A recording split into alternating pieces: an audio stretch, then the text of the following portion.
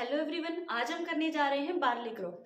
Barley crop का scientific name होरिडियम वल्गेर होता है। इसका कॉमन नेम जौ होता है। इसकी फैमिली पॉयसी या फिर ग्रामिनी होती है।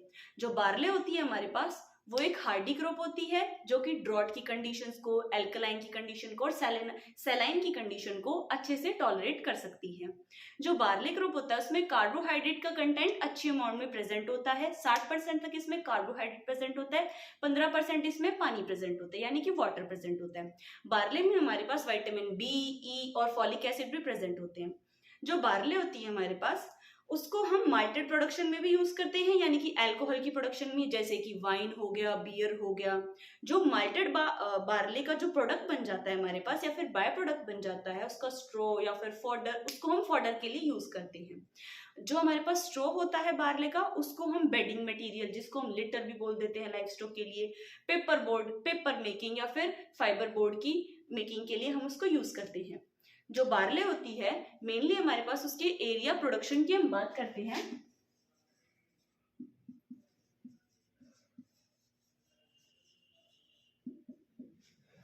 जो मेजर बार्ले प्रोड्यूसिंग कंट्रीज हैं वो हमारे पास हैं China, USA, Canada, Spain etcetera. हमारे पास जो इंडिया में है वो मेजरली बार्ले प्रोड्यूसिंग स्टेट्स कौन कौन सी हैं? हरियाणा, पंजाब, राजस्थान, मध्य प्रदेश, उत्तर प्रदेश एक्सेट्रा। और बिहार का भी कुछ एक इलाका हमारे पास बार्ले की प्रोडक्शन करता है। अब जितनी भी हम बार्ले प्रोड्यूस करते हैं उसका 60% हम उसको लाइफ स्टॉक को खिलाने में हम उसको यूज कर लेते हैं। मेजरली हरियाणा में भी जो हमारे पास बार्ले प्रोड्यूसिंग स्टेट्स हैं वो हैं हिसार, सिरसा, रोहतक, वेस्टर्न पार्ट रोहतक, जींद, महेंद्रगढ़ और रेवाड़ी। ये हमारे पास मेनली बार्ले प्रोड्यूसिंग कुछ एक डिस्ट्रिक्ट्स हैं हमारे पास हरियाणा स्टेट के अंदर। अब हम बात कर लेते हैं हमारे पास क्लासिफिकेशन बार्ले की।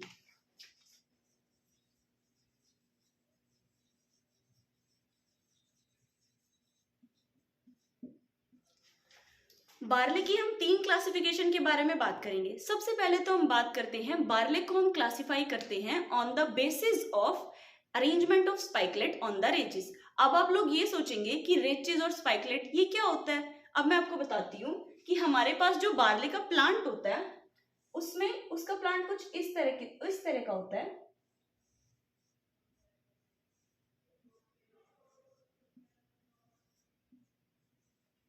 अब जो ये सेंटर की जो मेन रिब है इसे हम रेचेस बोलते हैं, और ये पूरा का पूरा हमारे पास स्पाइक होता है।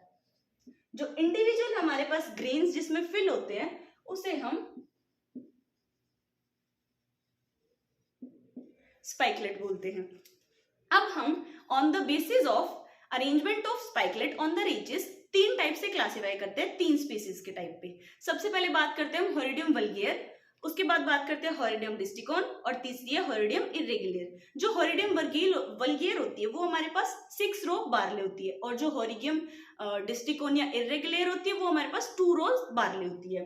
अब 2 रो और 6 रो बार्ले क्या होती है? जो हमारे पास ये रेचेस होती है ना, उसके ऊपर अगर हमारे पास जो बार्ले है उसकी सिर्फ 2 रोज प्रेजेंट है रेचेस के ऊपर, तो वो हमारे पास 2 रोड बार्ले है।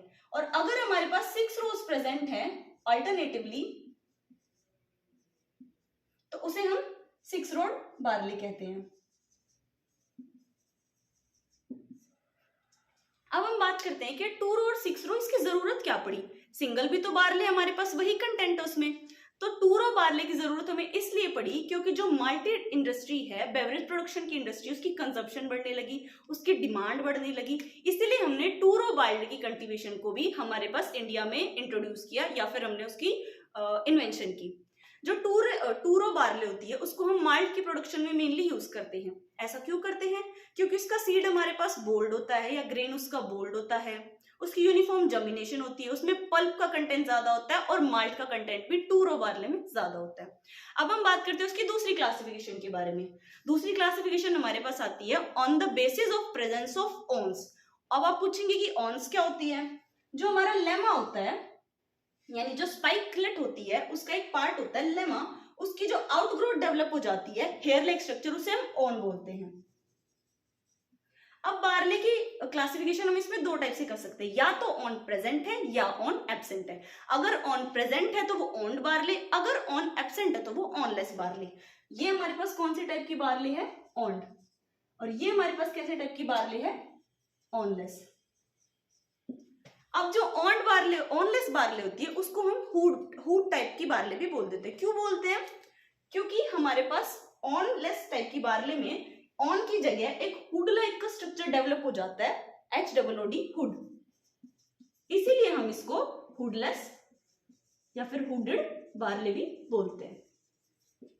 अब हम बात करते हैं हमारे पास तीसरी टाइप की क्लासिफिकेशन की, on the basis of adherence to the chaff of grain, कि हमारे पास जो ग्रेन है उसके ऊपर अगर चाफ प्रेजेंट है तो वो हललेस बार्ले, यानी अगर उसके ऊपर कहीं ना कहीं जो चाफ है वो चिपका हुआ है, भूसा चिपका हुआ रह जाता है, तो वो हललेस बार्ले होती है।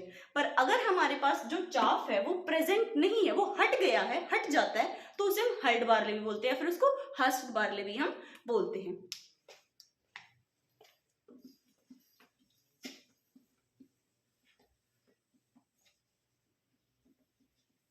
अब हम बात करते हैं, आप लोगों ने एक टर्म सुनी होगी, लोजिंग।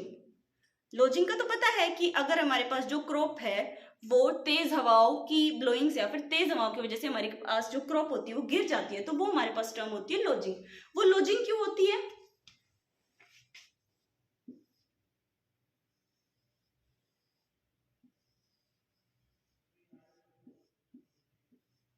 अब आप लोगों ने सुना होगा कि जो बार्ली है वो मॉडरेटली टॉलरेट कर सकती है हमारे पास जो हाई स्पीड की विंड्स होती है उनको। ऐसा क्यों होता है? क्योंकि हमारे पास जो बार्ली होती है उसमें एक स्ट्रक्चर होता है ऑरिकल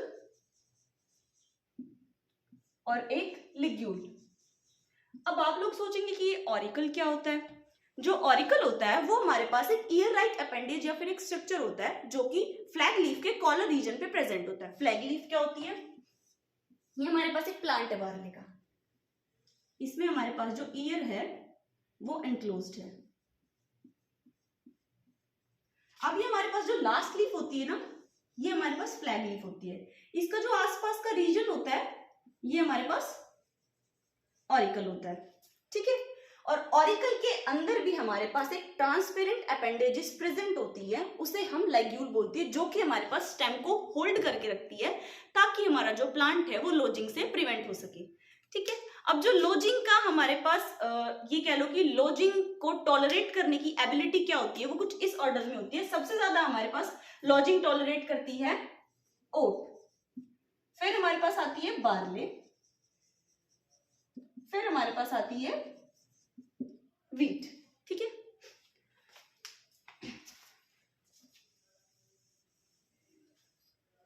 अब हम बात करते हैं इसकी ग्रोथ और डेवलपमेंट स्टेजेस के बारे में। बार्ले की भी ग्रोथ और डेवलपमेंट स्टेजेस वीट के सिमिलर ही होती हैं। बार्ले में हमारे पास 6 टाइप की ग्रोथ और डेवलपमेंट स्टेजेस होती है। सबसे पहले आती है हमारे पास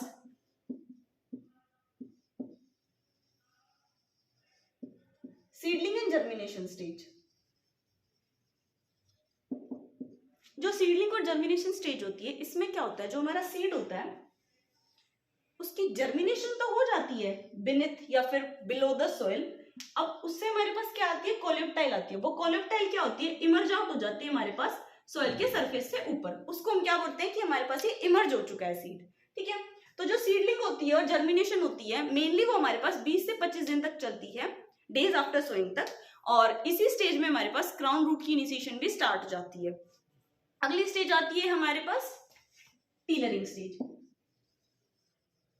क्राउन रूट के डेवलपमेंट के बाद हमारे पास जो प्लांट होता है वो अपने नंबर ऑफ टीलर्स को इंक्रीज करने लग जाता है। टीलर्स क्या होते हैं हमारे पास, जैसे हमारे पास ये एक पौधा आया था हमारे पास जर्मिनेशन के बाद और इमरजेंस के बाद। अब वो क्या है, अपने पौधों के नंबर के मतलब जो उसके प्लांट्स हैं उसकी कैपेसिटी इंप्रूव करेगा कि वो बहुत सारे ऐसे ऐसे हमारे पास लीफ लाइक स्ट्रक्चर बना ले, यानी उसकी टीलरिंग कैपेसिटी को वो इंप्रूव करेगा। उसको हम बोलते हैं टीलरिंग। ये जो स्टेज जो टीलरिंग होती है वो 2 रोड बार्ले में हमारे पास ज्यादा देखने को मिलती है as compare to 6 row barley. और ये स्टेज हमारे पास 30 से 35 डेज आफ्टर सोइंग तक चलती है।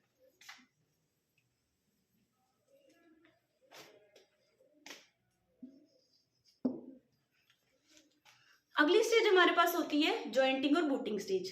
अब हमारे प्लांट ने क्या सीड ने क्या किया, उसने जर्मिनेट भी कर लिया, एमर्ज भी कर लिया, उसने टीलर्स भी बना लिए।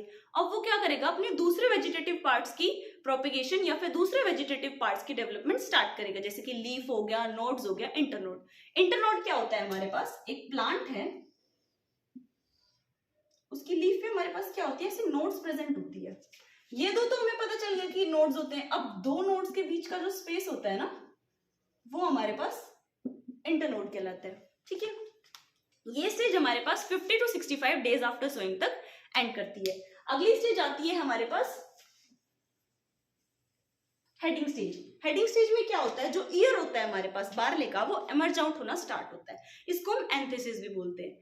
इस स्टेज में हमारे पास मेनली जो फ्लैग लीफ होती है ना, ये जो मैंने बताया था कि हमारे पास जो ईयर है वो फ्लैग लीफ ने एनक्लोज कर रखा है। लास्ट लीफ हमारे पास फ्लैग लीफ आई, उसमें से जो हमारी ईयर हेड है ना, वो थोड़ी थोड़ी इमर्ज आउट होना स्टार्ट हो जाती है। ये स्टेज हमारे पास कहलाती है हेडिंग स्टेज। नेक्स्ट स्टेज की बात करते हैं हम, राइपनिंग स्टेज। राइपनिंग स्टेज में क्या होता है कि हमारा जो ग्रेन है उसमें मिल्किंग स्टार्ट हो जाती है, उसका साइज बढ़ना स्टार्ट हो जाता है, यानी ग्रेन फीलिंग होने लग जाती है। ये स्टेज हमारे पास 90 से 100 दिन तक चलती है। अगली लास्ट स्टेज के बारे में हम बात करते हैं तो वो हमारे पास होती है मैच्योरिटी या फिर ड्राइंग स्टेज। ये हमारे पास लास्ट स्टेज होती है। इसमें हमारे पास जो पौधा है वो पक्के तैयार हो चुका है, वो येलो कलर का हो जाता है और ड्रूपिंग स्ट्रक्चर हो जाता है और ड्राई सूखा सूखा पौधा हो जाता है, और जो साइज होता है ना ग्रेन का, वो थोड़ा सा बड़ा हो जाता है और वो ग्रेन्स टाइट हो जाते हैं, ठीक है, हार्ड हो जाते हैं। अब हम बात करते हैं हमारे पास क्लाइमेटिक रिक्वायरमेंट की। क्लाइमेटिक रिक्वायरमेंट के बारे में अगर बात करें तो मैंने आपको बताया था कि जो बार्ले होती है वो एक डॉट टॉलरेंट क्रॉप होती है। सैलाइन कंडीशन को भी टॉलरेट कर सकती है, एल्कलाइन कंडीशन को भी टॉलरेट कर सकती है। अब ये एक डॉट टॉलरेंट क्रॉप है तो यानी इसको पानी कम चाहिए है। बट अगर हम इसकी क्लाइमेट के बारे में बात करें तो इसको इनिशियली सोइंग के टाइम पे cool temperature required, cool environment required होता है, और इसकी ड्राइंग के टाइम पे या फिर मेच्योरिटी के टाइम पे हमारे पास इसको एक वार्म कंडीशन रिक्वायर्ड होती है। अब हमारे पास इसकी सोइंग के टाइम पे ऑप्टिमम टेम्परेचर या फिर डिजायर्ड टेम्परेचर, ये टॉलरेट कहाँ तक कर सकता है, टेम्परेचर रेंज होती है 22 से लेके 25 डिग्री सेल्सियस, और इसकी ड्राइंग या मेच्योरिटी के टाइम पे हमारे पास 30 डिग्री सेल्सियस तक ये टेम्परेचर टॉलरेट कर सकता है, या फिर इसकी मिनिमम इतनी रिक्वायरमेंट होती है कि इसे इतना टेम्परेचर मेच्योरिटी के टाइम पे रिक्वायर्ड होता है। अब हम बात करते हैं कि इसने कह दिया कि ह्यूमिड वेव्स को भी हमारे पास क्या करता है, क्लाइमेट को टॉलरेट कर सकता है, बट ये कूल और ह्यूमिड कंडीशंस को तो क्या करता है, बियर कर सकता है, यानी इसको कोई ज्यादा फर्क नहीं पड़ेगा। बट अगर हॉट और ह्यूमिड कंडीशंस आ जाती है ना हमारे पास बार्ली में, तो उसकी वजह से हमारे पास डिजीज का इंसिडेंस बढ़ जाता है, इंसेक्ट पेस्ट का इंसिडेंस बढ़ जाता है, यानी उसमें बीमारियां आने का खतरा बढ़ जाता है, कीड़ों का आने का खतरा बढ़ जाता है। ठीक है,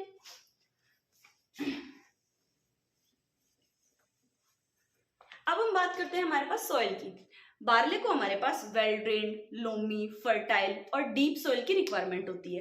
ये हमारे पास क्या है, सैंडी सॉइल्स में भी अच्छे से ग्रो हो सकता है, एल्कलाइन सॉइल्स में भी अच्छे से ग्रो हो सकता है। आगे हम बात करते हैं क्रॉप रोटेशन। जो बार्ले है उसको हम बहुत सारी खरीफ क्रॉप के साथ क्रॉप रोटेशन कर सकते हैं। मेनली कौन कौन सी क्रॉप के साथ करते हैं, ज्वार, बाजरा, मक्की, कपास और पैडी के साथ भी हम क्या कर सकते हैं, इसकी क्रॉप रोटेशन कर सकते हैं। बार्ले को हम एज अ मिक्स क्रॉप या फिर प्योर क्रॉप भी ग्रो कर सकते हैं। एज अ मिक्स क्रॉप अगर हम उसको ग्रो करेंगे तो कौन कौन सी रबी क्रॉप्स के साथ करेंगे, ग्राम, मस्टर्ड और रेपसीड, इन क्रॉप्स के साथ हम क्या करेंगे, उसको ग्रो करेंगे।